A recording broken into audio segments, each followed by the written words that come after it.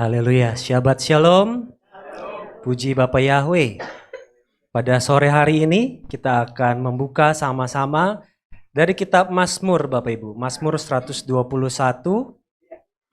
yang boleh menjadi ayat pada renungan kita pada hari ini. Mazmur 121 ayat 1 sampai ke 8. Kita akan baca sama-sama seperti yang tertulis di depan ya, ditampilkan di depan dari kitab Mazmur 121 ayat 1 sampai ke 8. Kalau dalam kitab suci saya ditulis judulnya yaitu Tuhan Penjaga Israel ya. Ya, Mazmur 121 ayatnya yang ke-1 sampai ke 8 ya. 8 ayat ini akan kita baca sama-sama seperti yang tertulis di depan. 3 2 1. Nyanyian pendakian. Aku melayangkan mataku ke gunung-gunung, dari manakah datang pertolonganku? Pertolonganku ialah dari Yahweh, pencipta langit dan bumi. Dia tidak akan membiarkan kakimu goyah, penjagamu tidak akan terlelap. Lihatlah, tidak akan terlelap ataupun tertidur penjaga Israel. Yahweh adalah penjagamu. Yahweh adalah pelindung pada tangan kananmu. Matahari tidak akan menyakitimu pada siang hari, ataupun bulan pada malam hari. Yahweh akan menjagamu dari segala kejahatan. Dia akan menjaga jiwamu. Yahweh akan menjaga kepergianmu dan kedatanganmu dari sekarang sampai selama-lamanya. Haleluya, amin. Puji Bapa Yahweh, silakan duduk Bapak Ibu yang dikasih oleh Tuhan Yeshua Masiah ya. Pada hari ini ya, kelihatannya banyak suara-suara asing ya. Banyak suara asing yang tidak memiliki nada. Nadanya biasanya nada do re mi fa sol nih kayaknya do semua. Do gitu semua ya. Tapi ya puji Bapa Yahweh ya. Kita semua masih diberikan nafas kehidupan oleh Bapa Yahweh ya. Saya juga Bapak Ibu, kalau saya ya seperti yang kita ketahui bahwa memang penyakit itu ada karena salah sendiri ataupun karena dosa. Kalau saya akuin saya karena salah sendiri ya. Jadi kalau saya itu karena saya kemarin terlalu banyak kerja di luar waktu yang ditentukan. Saking ya mengejar cita-cita, lupa waktu ya, lupa waktu. Akhirnya pas esok harinya itu sudah longgar. Akhirnya begitu pas bangun siang, ya saya memang menjauhi minuman-minuman dingin ya. Tapi pada saat itu saya coba minum teh manis, anget sih. Teh manis anget, tapi kok begitu diminum kok langsung seperti ada yang nusuk ke hidungnya.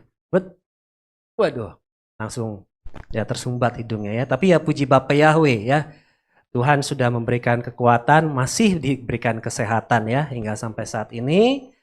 Oleh karena itu ya kalau buat Bapak Ibu semua, saya yakin dan percaya bahwa kita semua saling menghargai ya satu sama lain. Oleh karena itu apabila ada yang mungkin ada yang batuk ya nggak masalah, pakai masker juga nggak masalah ya. Bukan kita sok-sokan, oh saya nggak sakit, tapi itu sebagai bukti kita menghargai orang lain ya. Kita menghargai orang lain supaya orang lain tidak terkena serpihan air dari mulut kita ya. Itu sebagai bukti kita menghargai ya akan semua orang. Dan puji Bapa Yahweh, Bapak Ibu yang dikasih oleh Tuhan Yeshua Masiah, baru tadi sore ya, tadi sampai tempat ini, puji Bapa Yahweh, diberikan kesempatan untuk boleh menyampaikan kebenaran firman Tuhan. Dan saya yakin dan percaya bahwa kalau saya lihat-lihat dari awal, gaya cara saya berkhotbah itu beda seperti yang dulu. Kalau dulu di awal-awal saya selalu siapin PowerPoint ya. Saya selalu coba siapin PowerPoint, apa yang tertulis, apa yang tersirat dalam pikiran saya, saya coba tulis dalam PowerPoint, dalam komputer, dan saya coba khotbahkan. Tapi puji Bapak Yahweh, waktu terus berkembang, waktu terus berjalan, dan Bapak Yahweh mulai mengajarkan cara-cara yang lain, ya, cara yang lain yang jangan selalu mengandalkan pikiran, ya. Kalau ingatan mungkin Bapak Yahweh pasti bisa berikan ingatan, ya, karena salah satu fungsi daripada Roh Kudus yaitu untuk boleh pertama mengajar, yang kedua untuk mengingatkan, ya. Orang yang selalu senantiasa mau diajar, dia bisa mengerti. Apabila dia tidak mengerti, Roh Kudus akan selalu senantiasa mengajar terus. Setelah selesai diajar, ya manusia ya biasanya manusia suka lupa. Nah, di situ Roh Kudus yang mengingatkan. Ya, jadi disitulah fungsi daripada Roh Kudus, ya. Karena Bapak Yahweh tahu ini manusia belum seiring dengan bertambahnya waktu atau juga dengan kesibukan masing-masing, pasti mungkin bisa lupa. Bisa lupa, oleh karena itulah Roh Kudus yang mengingatkan. Dan bagaimana bisa diingatkan? Pertama, dia harus balik lagi ke fungsi Roh Kudus yang pertama, diajar dulu, ya. Caranya diajar bagaimana? Kalau kita semua, saya yakin dan percaya kita pernah sekolah, diajar ada bukunya, ada materi pelajarannya, ada materi Torahnya, ya, materi Torah diajarkan. Oleh karena itu berubahlah metode cara berkhotbah saya yang dulu, ya. Kalau mungkin yang dulu kalau ditembak langsung mungkin gelagapan, ya, tapi puji Bapak Yahweh, Tuhan senantiasa mengajar kita semua untuk bisa selalu senantiasa mengandalkan Bapak Yahweh. Seperti yang tertulis coba 2 Timotius 4 ayat kedua, ya. 2 Timotius 4 ayat yang kedua, ini yang selalu senantiasa Bapak Yahweh ingatkan bagi kita semua, ya. Beritakanlah firman, siap sedialah. Ya, kuncinya siap. Baik atau tidak baik waktunya. Templaklah, tegurlah, nasihatilah dengan segenap panjang sabar dan pengajaran, ya.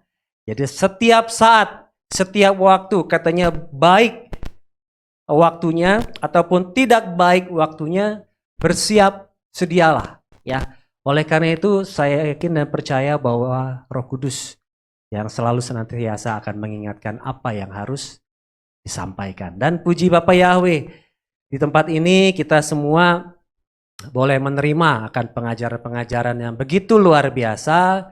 Dan ada sedikit klarifikasi Bapak Ibu, ya.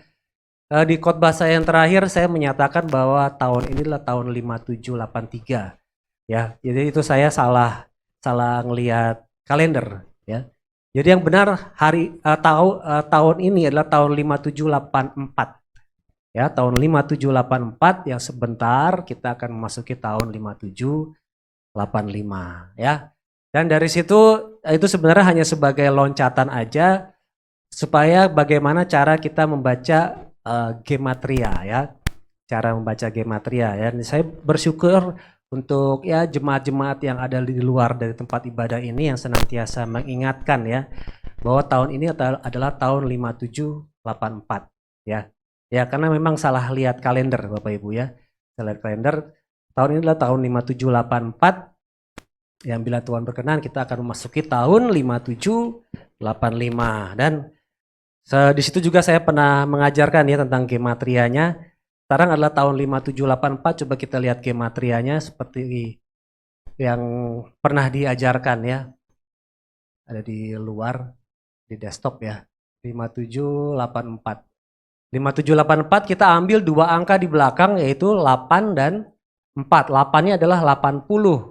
80 dan 4 berarti sekarang adalah tahun P.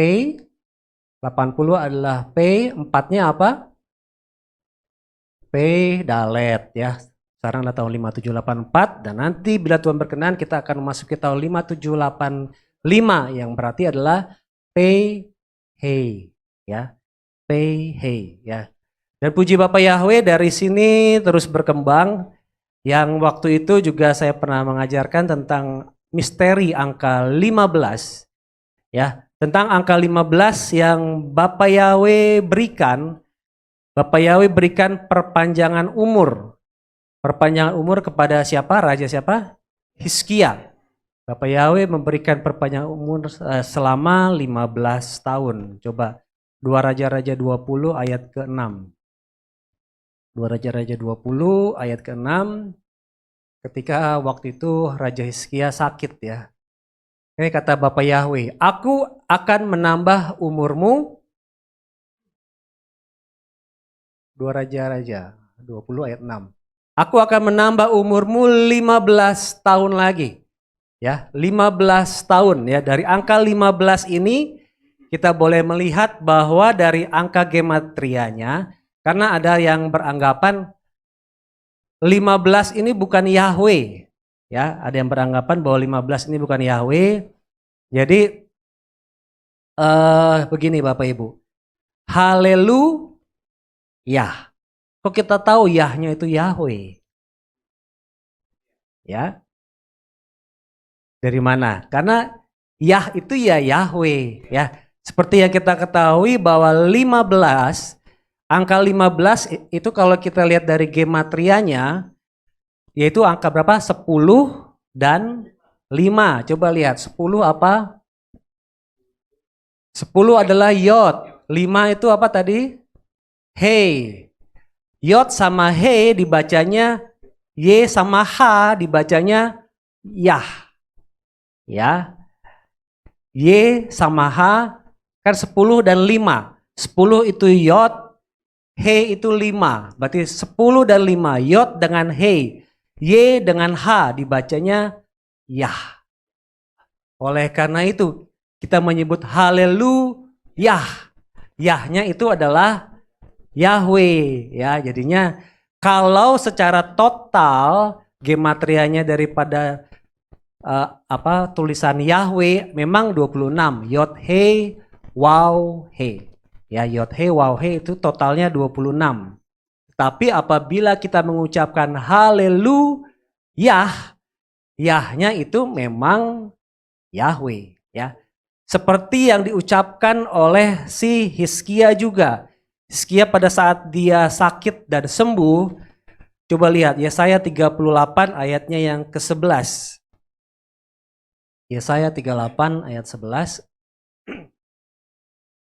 Aku telah berkata, aku tidak akan melihat Yah. Yah.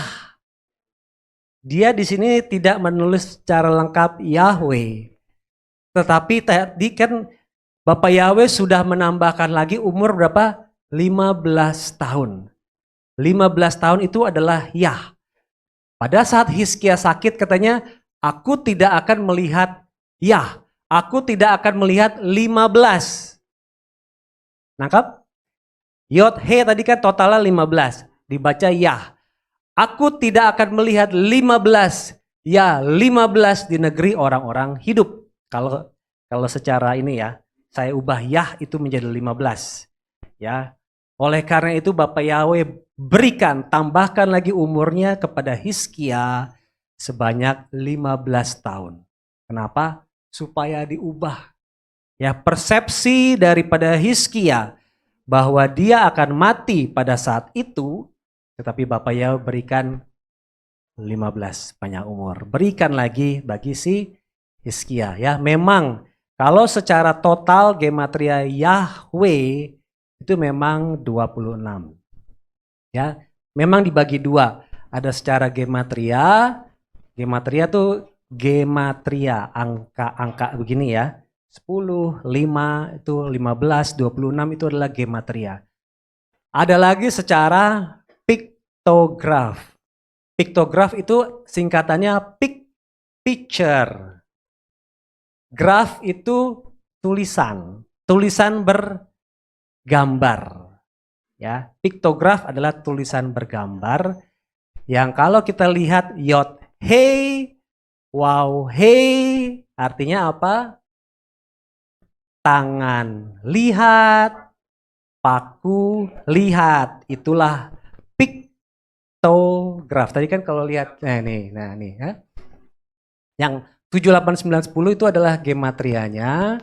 Kalau yang sebelah kanannya itu seperti paku, nail, atau juga apa itu nomor 7, misalkan plow, nomor 8, tenda, itu adalah arti daripada piktograf. Ya, arti daripada piktograf dari yod hei, waw hei, artinya tangan lihat, paku lihat. Ya, untuk menghafalkannya, hei, hei, hei, lihat. Ya, jadi tangan lihat, yod hei, waw hei, tangan lihat, paku lihat. Dan itulah yang dilakukan oleh penebus kita yang bernama Yeshua HaMasiah, ya. Jadi itu yang harus diluruskan ya, yang harus diluruskan karena ada beberapa yang mungkin kurang ngerti dalam penerimaan karena saya beranggapan tuh orang yang saya ajak bicara tuh pasti ngerti, tapi saya ternyata nggak semuanya bisa langsung mengerti, oleh karena itu harus diajarkan berulang-ulang supaya lebih jelas lagi. Dan juga ada juga yang beranggapan waktu itu kan kita belajar tentang apa? Tentang salib ya. Tentang salib, ada yang beranggapan, oh salib itu kan dari zaman Romawi itu memang ini apa namanya konotasinya negatif ya, katanya begitu ya. Jadinya tentang apa namanya, jadi kita nggak boleh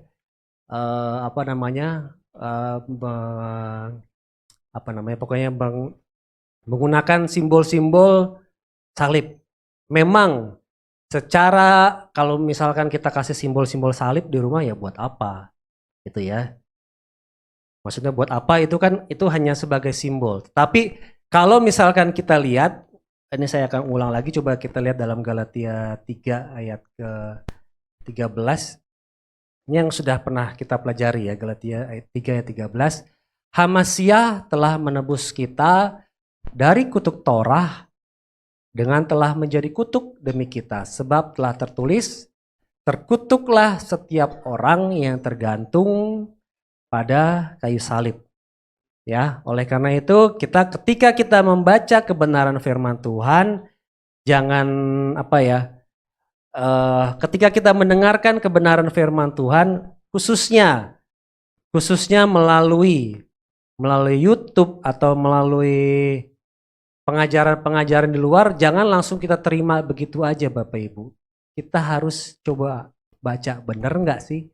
Ya, Bapak Gembala sering mengajarkan, coba diteliti lagi, benar nggak yang disampaikan oleh si pengkhotbah tersebut ya. Kalau kita lihat dari Galatia 3 ayat 13 ini kan sudah jelas bahwa yang menjadi kutuk itu adalah orangnya. Yang menjadi kutuk adalah orangnya, bukan salibnya. Ya.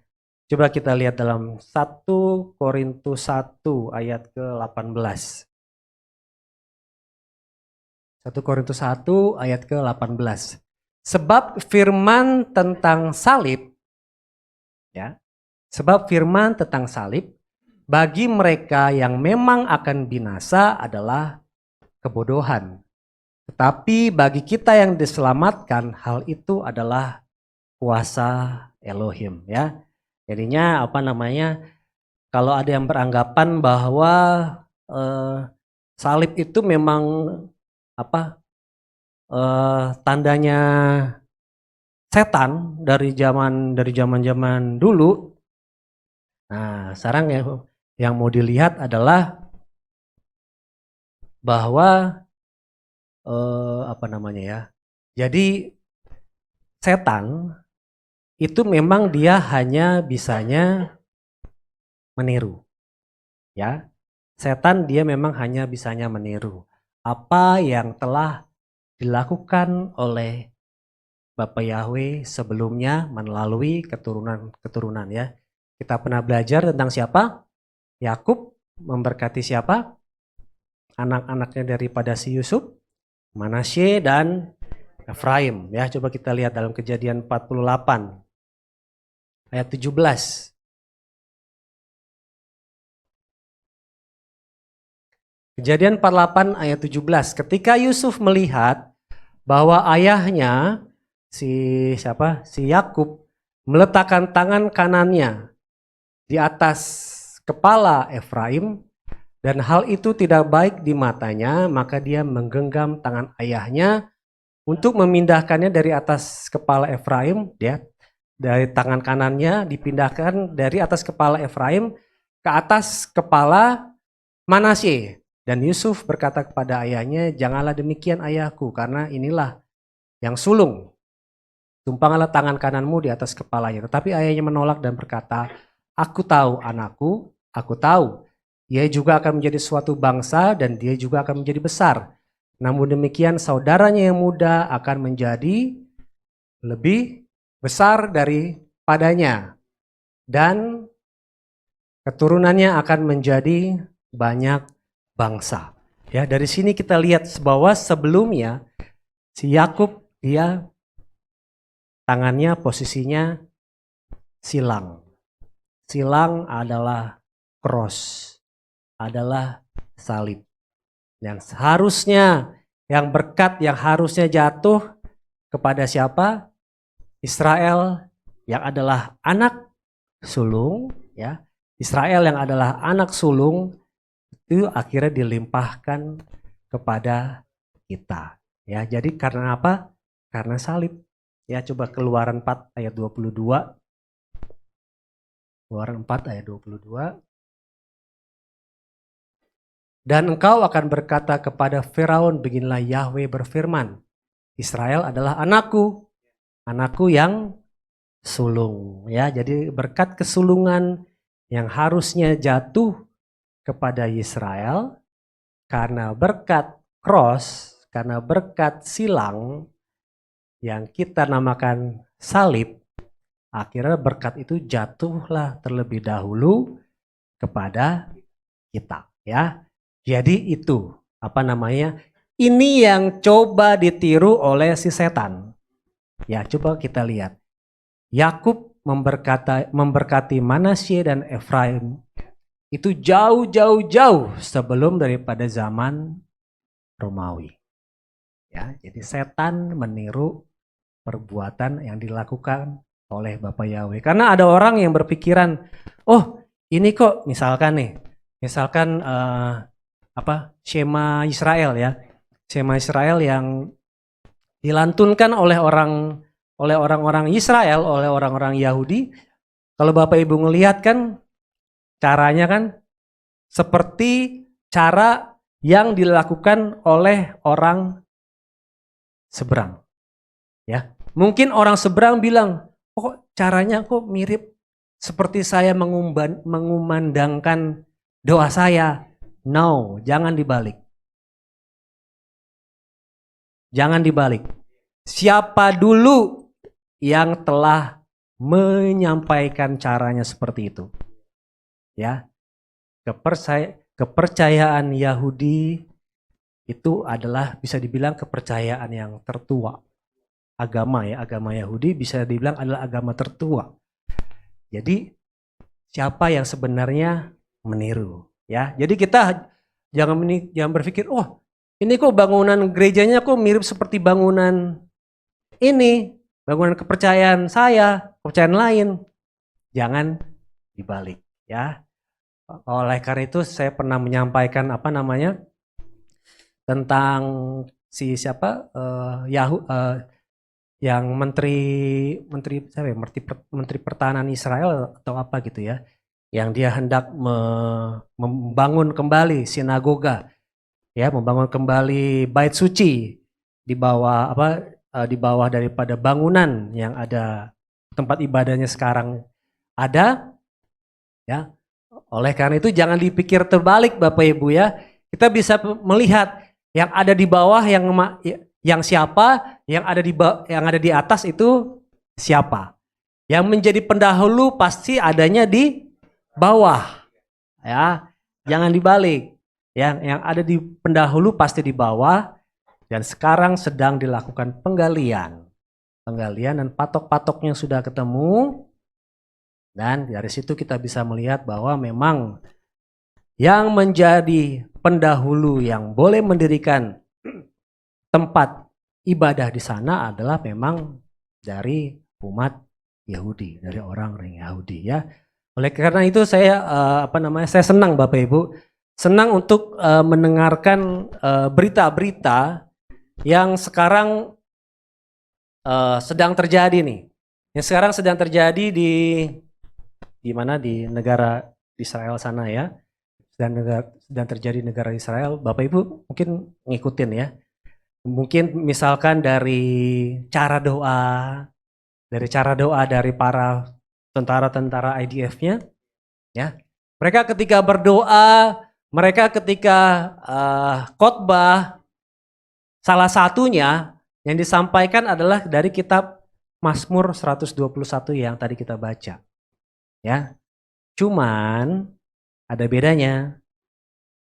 Mereka bedanya apa? Adonai adalah penjagamu. Adonai adalah pelindungmu.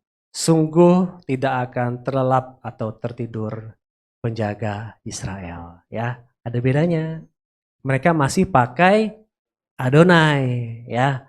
Oleh karena itu yang tadi saya bilang berkat silang, ya, berkat silang tadi kita menjadi diberkati lebih dulu mengenal Yeshua HaMashiach karena berkat silang itu, karena salib, karena cross.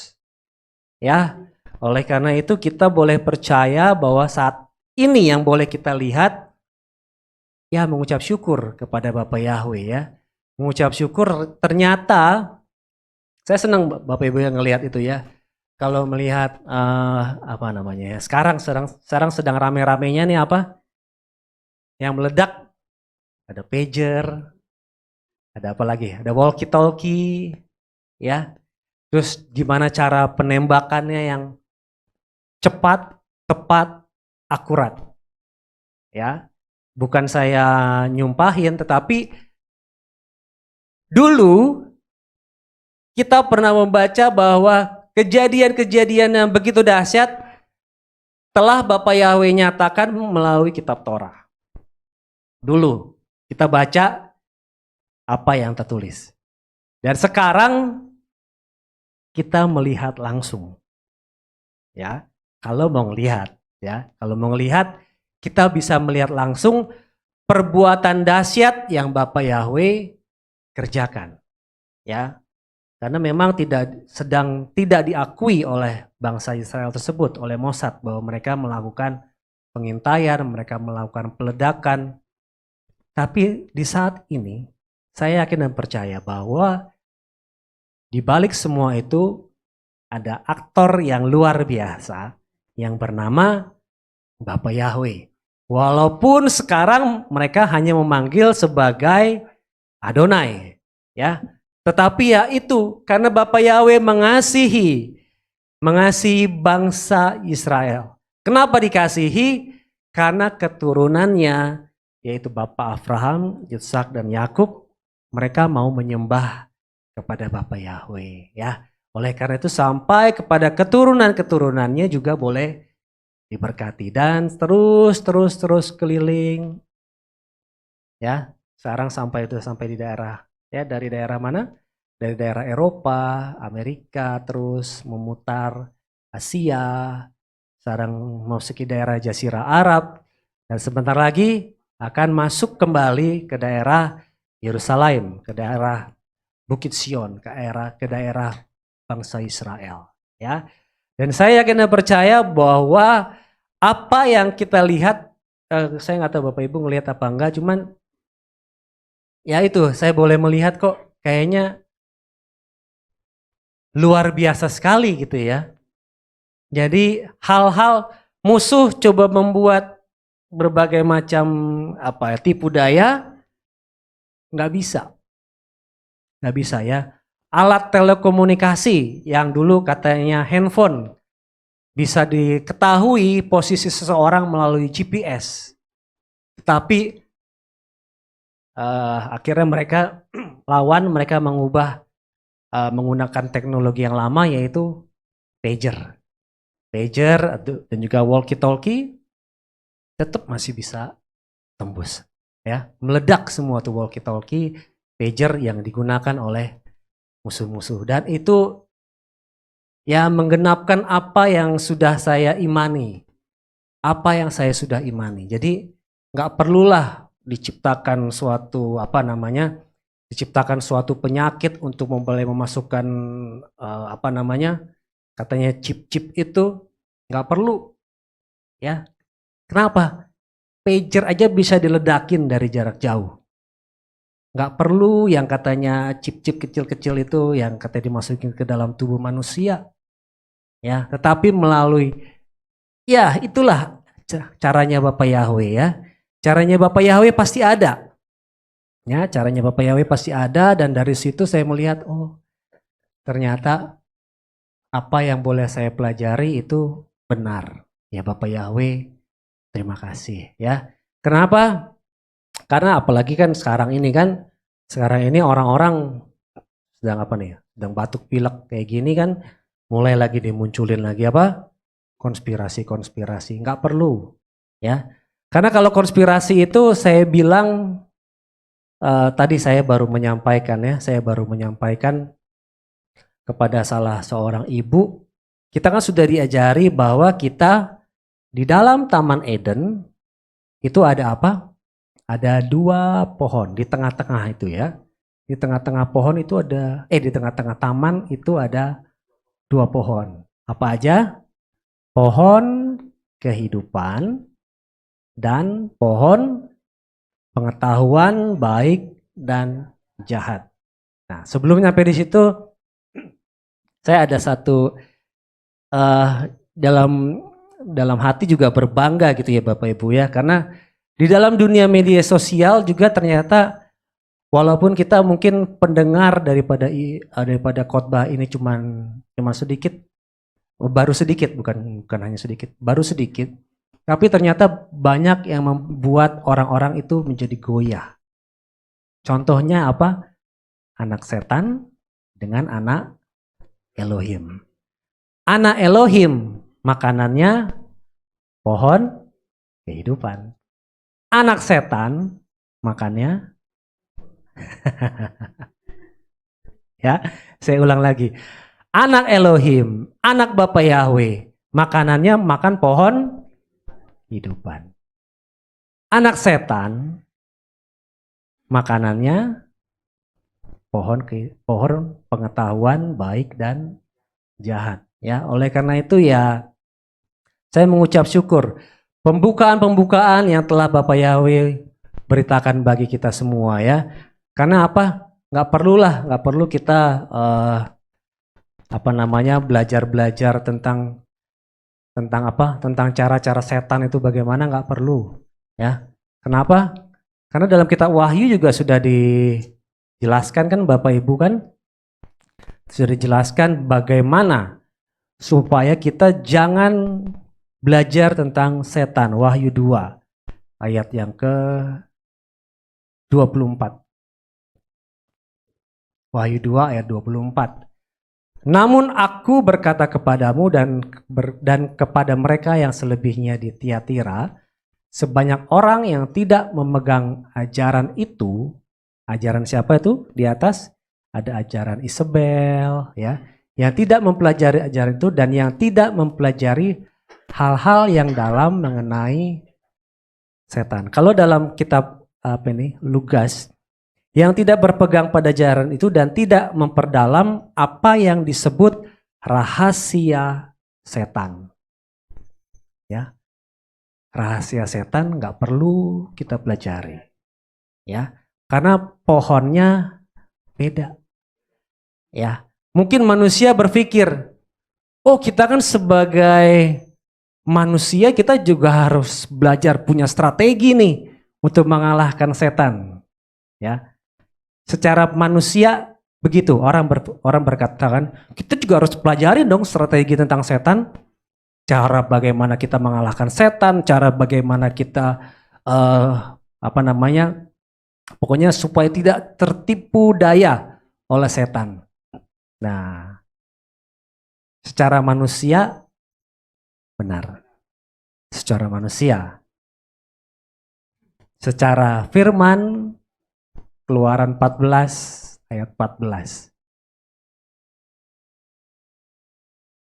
Keluaran 14 ayat 14. Ya pokoknya kita hanya mengandalkan firman lah. Kalau kita belajar-belajar tentang hal-hal itu ya tanda tanya. Yahweh akan berperang bagimu. Ada dua. Yahweh akan berperang bagimu. Yang kedua, kamu akan diam. Bukan, Yahweh akan berperang bagimu, tetapi kamu harus belajar rahasia tentang setan. Ya, secara manusia benar. Oh, kita harus punya hikmat dong. Kita harus punya strategi mengalahkan setan. Mau dipakai apa enggak ini? Keluaran 14:14. Yang mau berperang Bapak Yahweh atau yang mau berperang kita? Ya. Kalau Bapak Yahweh, kalau namanya anak Elohim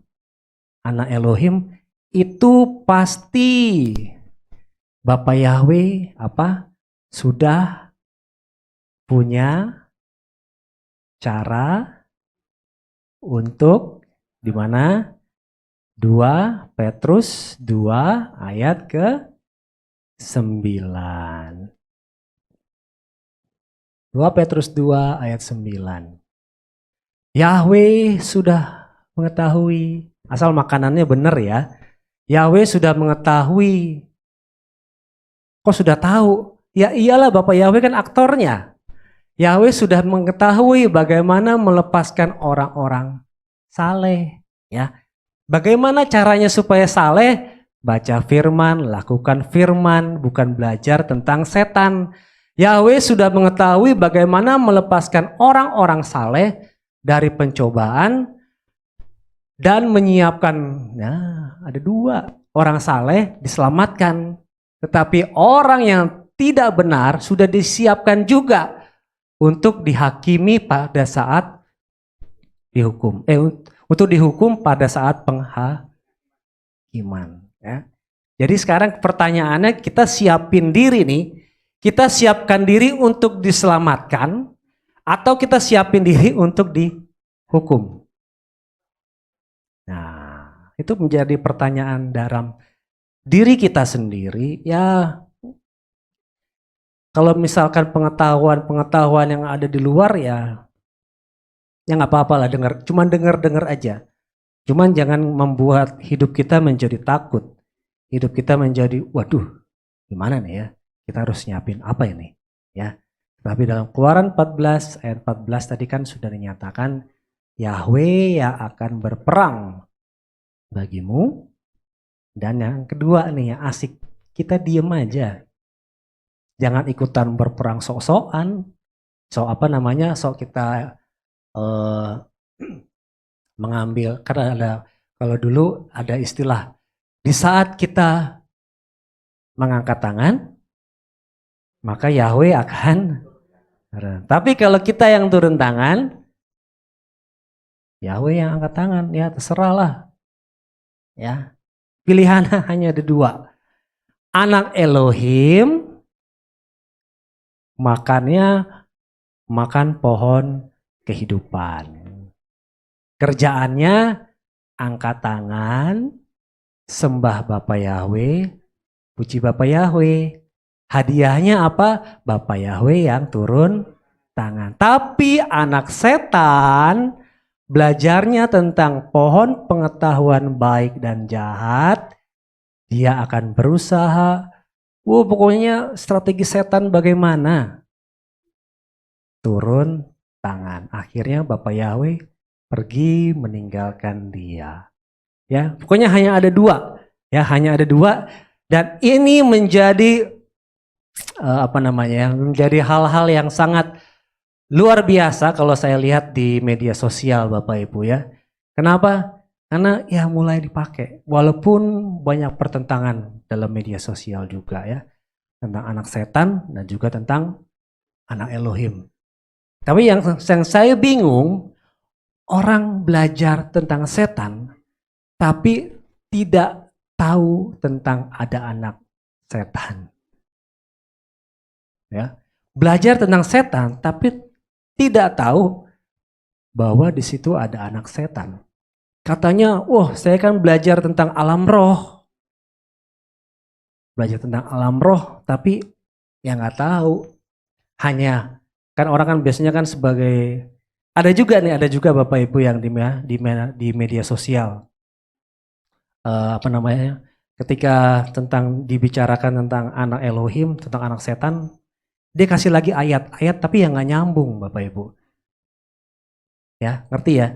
Jadi seolah-olah coba buka ayat ini, ayat ini, ayat ini, ayat ini. Wow, banyak ayat-ayat. Saya buka, kok nggak ada yang nyambung. Ya, itu gunanya ketika seseorang berkata-kata, kita lihat, kita cek di firman. Apa kata firman? Ya, tapi kalau orang hanya coba hanya sebagai buka ini, ini, kelihatannya bagus, tapi nggak nyambung. Ya pokoknya aneh-aneh lah Bapak Ibu ya dalam dunia media sosial ini ya. Dan saya yakin dan percaya bahwa kita semua sebagai umat-umat Yisrael rohani, ya kita kan sebagai umat Israel rohani karena kita bukan kita hanya sebagai dicangkokkan, ya firman Tuhan menyatakan bahwa kita ini hanya dicangkokkan. Tetapi yang boleh kita percaya bahwa keselamatan itu datang dari bangsa Yahudi, ya bukan bangsa Yahudinya yang menyelamatkan, tetapi karena bangsa Yahudi dia punya Torah, dia punya ajaran yang dikasih oleh Tuhannya itu. Nah Tuhannya itu yang memberikan keselamatan. Ya seperti yang boleh kita tadi bacakan, pertolonganku datangnya dari Yahweh, pencipta langit dan bumi. Coba kita refleksikan. Ya, dari ayat 1 dulu. Aku melayangkan mataku ke gunung-gunung. Dari manakah datangnya pertolonganku? Ya, ini kalau misalkan Bapak Ibu di pagi hari gitu ya, pagi hari coba ketika buka kaca, buka horden, coba perkatakan hal seperti yang dikatakan oleh si Daud ini. Aku kalau ini ya, kalau Daud ya, aku melayangkan mataku ke gunung-gunung. Nah, coba ketika kita buka jendela pada pagi hari, aku melayangkan mataku ke langit. Aku melihat begitu banyak ciptaan Bapa Yahweh. Dari manakah datangnya pertolonganku? Ya, itu bisa kita praktekkan Bapak Ibu ya. Dari mana kedatangan pertolonganku? Pertolonganku datangnya dari Yahweh, pencipta langit dan bumi. Ya, sekali lagi. Pertolonganku datangnya dari Yahweh. Siapa Yahweh? Pencipta langit dan bumi. Dan sekali lagi bahwa hal yang dikatakan oleh orang itu agama tertua adalah agama Yahudi. Ya. Agama Yahudi. Kalau kita ini ya, agama tertua adalah agama Yahudi. Jadi kalau yang lain-lain, ya, kalau yang lain-lain mengaku sebagai pencipta langit dan bumi, ya itu hanya ikut-ikutan. Ya, sekali lagi, bait suci yang sekarang adanya di bawah. Itu bukti bahwa memang dahulu di tempat itu pernah terbangun bait suci. Begitu juga dengan yang kata orang agama tertua adalah agama Yahudi. Dan Yahudi tadi seperti yang kita lihat tadi kan bahwa keselamatan datang dari bangsa Yahudi. Saya dulu pernah coba-coba cari Bapak Ibu ya. Coba cari di internet, di Google. Coba ntar Bapak Ibu carilah. Nama Tuhan orang Israel. Coba cari ntar di Google. Nama Tuhan orang Israel, keluarnya apa? Yahweh. Ya, coba cari. nama Tuhan orang Israel. Keluarnya Yahweh, ya, bukan A, ya, bukan A, tapi Yahweh. Ya, Google aja mau ngasih tahu. Ya, masa kita yang katanya orang Kristen, orang percaya, tidak percaya kepada Bapa Yahweh, ya. Pertolonganku datangnya dari Yahweh, pencipta langit dan bumi. Dia tidak akan membiarkan kakimu goyah, penjagamu tidak akan terlelap. Sungguh tidak akan terlelap ataupun tertidur penjaga Israel. Ya, sebagai seorang penjaga tidak akan tertidur. Yang tertidur siapa? Yang dijaga. Ya, harus kita akui yang sebagai penjaga yang tidak akan terlelap bernama Yahweh. Tetapi yang tertidur, yang terlelap adalah orang yang dijaga. Biasanya begitu dan sudah pasti. Kenapa sudah pasti? Ya iyalah, satpam di luar dia berjaga-jaga. Tapi orang yang punya rumah tidur. Tidur lelap. Ya, oleh karena itu kita boleh sungguh bersyukur kepada Bapa Yahweh. Dia adalah seorang penjaga yang tidak akan terlelap atau tertidur. Tetapi anak-anaknya yang tertidur. Sama seperti siapa? Si Petrus tertidur. Sama seperti siapa? Abraham tertidur pada saat ibadah. Tetapi di sini Bapak Yahweh mau mengatakan kepada kita semua yang adalah umat Israel secara rohani. Ya, karena kita sudah menerima akan nama Tuhan daripada bangsa Israel. Ya tadi kalau misalkan tidak percaya coba cari ya di Google nama Tuhan orang Israel keluar. Ya, memang ada dua, ada Yahweh, ada Adonai. Tapi Adonai bukan nama. Ya, Adonai bukan nama, tapi hanya ada dua. Kalau kita buka di internet hanya Yahweh dan Adonai. Ya, coba cari-carilah ya. Sungguh tidak akan terlelap atau tertidur penjaga Israel. Yahweh adalah penjagamu. Yahweh adalah pelindung pada tangan kananmu. Ya, berbicara tangan kanan, berbicara apa? Kekuatan. Ya. Oleh karena itu di dalam Bapa Yahweh ada kekuatan. Ya. Fungsi daripada Bapa Yahweh begitu banyak Bapak Ibu ya. Dia sebagai penjaga, dia sebagai pelindung, sebagai pemberi kekuatan. Matahari tidak akan menyengatmu pada siang hari ataupun bulan pada malam hari. Bapak Ibu ingat peristiwa tentang siapa? Bangsa Israel ketika mereka keluar dari perbudakan bangsa Mesir. Ketika siang hari ada apa? Tiang awan. Ketika malam hari ada tiang api. Oleh karena itu tadi kan Bapak Yahweh katakan melalui kitab Mazmur tadi, matahari tidak akan menyengat pada siang hari. Kenapa? Karena ada tiang awan. Ya. Tiang awan itu siapa? Ya Bapak Yahweh itu sendiri. Ya. Apapun situasinya, apapun waktunya, apapun kondisinya, Bapak Yahweh ada melalui kehadirannya dalam tiang awan maupun tiang api. Ya. Matahari tidak akan menyengat pada siang hari ataupun bulan pada malam hari. Seperti yang kita ketahui Bapak Ibu, bahwa ini kan kisahnya tentang di padang gurun Bapak Ibu ya. Tentang di padang gurun itu terdapat cuaca yang ekstrim. Kenapa ekstrim? Ya nggak ada pohon-pohonan rindang seperti kita saat ini. Ya, pada saat siang ya udah terik-terik banget. Ya pada saat siang panas banget, terik banget. Pada saat malam ya nggak ada pohon yang melindungi, jadi angin ya lewat aja, dingin. Walaupun saya belum pernah ke padang gurun, tapi secara teori katanya begitu, yang pernah saya pelajari waktu sekolah ya. Jadi terdapat cuaca yang perbedaan suhu yang ekstrim. Oleh karena itu tadi Bapak Yahweh mengatakan matahari tidak akan menyengat. Baik ada perbedaan cuaca yang ekstrim. Nah, ada perubahan cuaca yang ekstrim ini. Biasanya manusia terhadap hal-hal yang ekstrim ini apa namanya ya, tidak tahan. Ya, tidak tahan, yaitu kenapa? Karena maunya turun tangan sendiri. Ya, tetapi di sini Bapak Yahweh mengingatkan ya, jangan pernah kita turun tangan sendiri. Andalkan Bapak Yahweh seperti tadi apa? Yahweh akan berperang bagimu dan kamu akan diam saja. Kenapa? Yahweh akan menjagamu dari segala kejahatan. Dia akan menjaga jiwamu.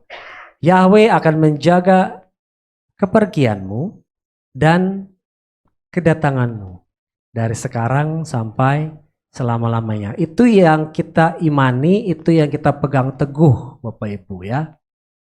Itu yang harus kita tanamkan dalam hati kita. Ya, kembali seperti yang kita sedang pelajari tentang apa? Tentang tabut Elohim ya.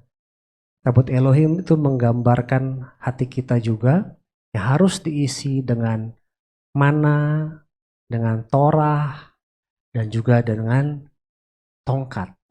Ya, itu yang harus kita lakukan dalam setiap kehidupan kita Bapak Ibu ya. Dalam setiap kehidupan kita lakukan Torah, makan mana, makan firman ya. Ingat, makan firman. Makan firman bukan hanya mendengar melalui, karena di zaman sekarang ini Bapak Ibu ya,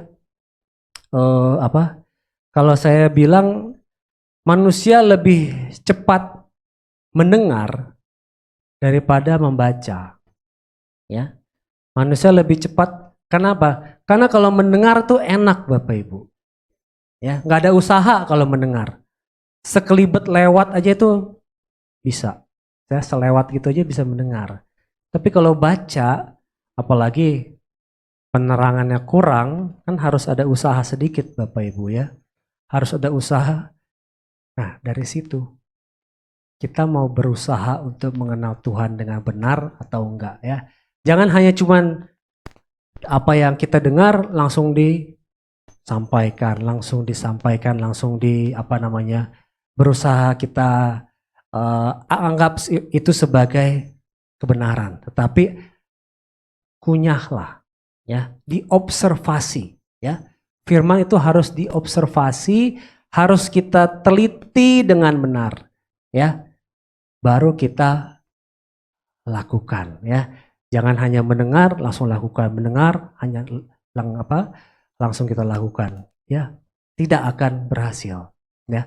Tapi pada sore malam hari ini ya, yang Bapak Yahweh sudah ingatkan sekali lagi kepada kita bahwa keselamatan datangnya dari bangsa Yahudi. Ya, keselamatan berasal dari bangsa Yahudi. Oleh karena itu yang boleh kita pelajari pada sore malam hari ini, bahwa keselamatan yang berasal dari bangsa Yahudi, yaitu Tuhannya orang Yahudi yang bernama Yahweh, ya, Tuhannya orang Israel, Tuhannya orang Yahudi yang bernama Yahweh, Dia telah memberikan janjinya kepada kita. Yahweh adalah penjaga. Yahweh adalah pelindung yang tidak akan terlelap ataupun tertidur, penjaga Israel. Itu yang harus kita tanamkan dalam hati kita Bapak Ibu ya. Kembali lagi seperti yang tadi saya sampaikan Bapak Ibu tentang karena sekarang ini nggak tahu, ini orang-orang sedang rame tentang karena biasanya orang penyembah Bapak Yahweh ini, kalau yang saya lihat pada umumnya mereka terfokus pada figur. Mereka terfokus pada figur, bukan terfokus pada Bapak Yahweh. Ya, sekali lagi ngerti ya. Mereka terfokus pada figur manusia. bukan berfokus pada figur Tuhannya bangsa Israel, yaitu Bapa Yahweh. Ya, tadi pagi nih saya baru baca ini kan apa namanya? Dalam 1 Yohanes 3 ayat yang ke-12 ya. Ini apa di Facebook, coba kita lihat yang ini. Oke, rame Bapak Ibu ya. Karena sekarang ini orang sudah mulai terbuka. Mulai terbuka apabila tidak berfokus hanya kepada figur. Tapi bacalah firman Tuhan seperti kita baca ini kan. Bukan sebagaimana Kain yang berasal dari yang jahat. Ya, bukan sebagaimana Kain yang berasal dari si jahat, yaitu si setan. Dan bapakmu adalah iblis, katanya. Bapakmu adalah setan. Seperti yang apa namanya, si Yohanes pernah ngomong begitu. Itu rame Bapak Ibu di media sosial ya. Jadi jangan percaya tentang ajaran tentang inilah, tentang anak Elohim, tentang anak setan. Ya saya di grup Yahweh, bukan di grup kita, tapi di grup yang penyembah Bapak Yahweh yang lain. Tapi ya saya bersyukur kita yang ya jemaatnya berapa sih? 100 nggak nyampe. Tapi bisa menggetarkan. Bisa menggetarkan apa ya? Bukan kita yang menggetarkan, tapi firman Bapa Yahweh yang menggetarkan, ya. Oleh karena itu jangan kita rendah hati Bapak Ibu, jangan kita minder. Aduh, jemaatnya cuma segini, ya. Lihat bangsa Israel, umat Israel, negara Israel itu paling penduduknya berapa sih? Penduduknya ya hanya seperberapanya dari Indonesia. Mungkin nggak nyampe 20 juta orang mungkin. Tapi dia bisa mengubahkan dunia, ya. Oleh karena itu kita yang sampai saat ini kita menerima akan kebenaran firman Tuhan, ya, tetap setia melakukan firman Tuhan. Karena kita semua adalah, kita yakin kan bahwa kita semua adalah anak-anak Elohim, anak-anak Bapa Yahweh, bukan anak-anak si jahat. Dan apa namanya? Ada satu lagi Bapak Ibu ya, hal-hal yang ini saya hanya cerita tentang tanda kutip kelucuan dari para penyembah Bapa Yahweh. Kenapa saya bilang lucu? Karena tidak belajar, ya. Jadi hanya melihat kalau figur ini katakan ya, oke, kami ya. Seperti apa? Ajaran apa? Nikolaus, ya. Kalau misalkan pemimpin kami mengatakan begini, itu benar, baru kami imani itu benar. Aduh. Tapi ya itu yang membuat bahwa media sosial ini saya bilang itu ada efek positifnya. Apabila mereka mau belajar dengan benar tentang kebenaran firman Tuhan, ya. Jadi ya berdoalah buat buat para penyembah Bapa Yahweh yang ada di luar sana supaya apa? Supaya imannya juga semakin diperbarui. Imannya semakin dibenarkan oleh kebenaran firman Tuhan, ya. Karena kita yakin dan percaya bahwa kebenaran firman Tuhan ini harus disampaikan, ya. Jangan hanya kalau orang bilang tuh omon-omon, ya, omon-omon, tapi kita yakin dan percaya bahwa Roh Bapa Yahweh yang tinggal di dalam kita, apabila kita melakukan kebenaran firman Tuhan, maka firman Tuhan itu yang akan membersihkan hati kita. Satu ayat penutup Yohanes 15 ayat 3. Kamu memang sudah bersih. Ya, sekali lagi. Kamu memang sudah bersih. Kenapa? Karena firman. Ya. Yang membersihkan hati kita adalah firman. Bukan orang lain, bukan sesama penyembah Bapa Yahweh, tapi yang membersihkan kita adalah firman. Oleh karena itu tetap setia membaca, menggali dan memeditasikan akan kebenaran firman Tuhan. Karena apa? Bapa Yahweh adalah penjagaku Dia tidak akan pernah terlelap, dia tidak akan pernah tertidur. Haleluya, puji Bapa Yahweh.